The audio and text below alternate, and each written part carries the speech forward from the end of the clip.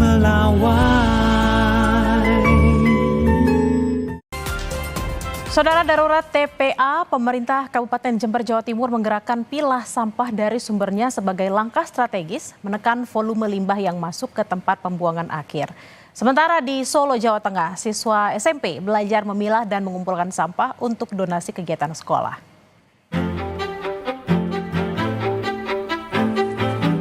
Memilah sampah kini menjadi salah satu aktivitas rutin yang mulai dilakukan setiap siang hari di kantor Badan Penanggulangan Bencana Daerah Jember, Jawa Timur.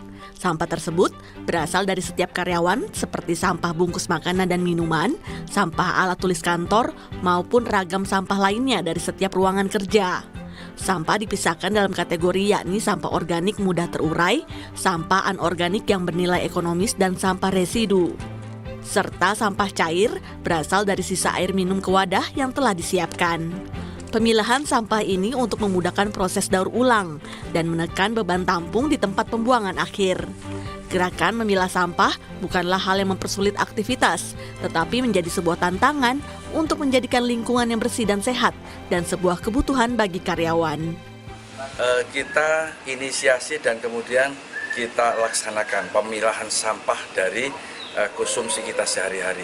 Maka dibuatkanlah tempat-tempat sampah, tempat pembuangan sampai tempat pemrosesan.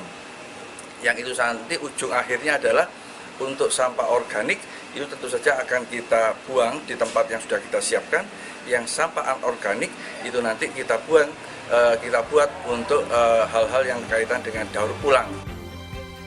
Sementara salah satu SMP di Solo, Jawa Tengah mewajibkan siswanya untuk bersedekah dengan sampah. Dengan donasi ini, sekolah bisa membantu posyandu hingga siswa kurang mampu yang ada di sekitarnya. Inilah yang dilakukan SMP Negeri 14 Solo untuk menumbuhkan kepedulian sosial di kalangan para siswa.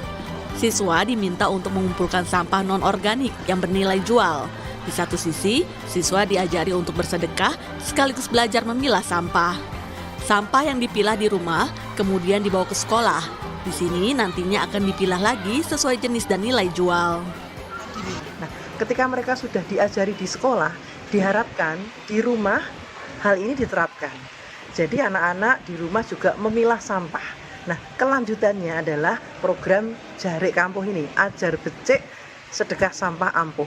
Sampah-sampah yang sudah dipilah di rumah tadi sebulan sekali dibawa ke sekolah dan menjadikan bentuk sedekah mereka. Hasil sedekah itulah yang nanti kemudian kami gunakan untuk membantu program-program di SMP Negeri 14 Kota Surakarta. Langkah ini dinilai efektif untuk Solo yang juga mengalami darurat sampah. Selain belajar memilah sampah, para siswa juga membantu sesama yang membutuhkan di sekitar sekolah. Tim Liputan, Kompas TV.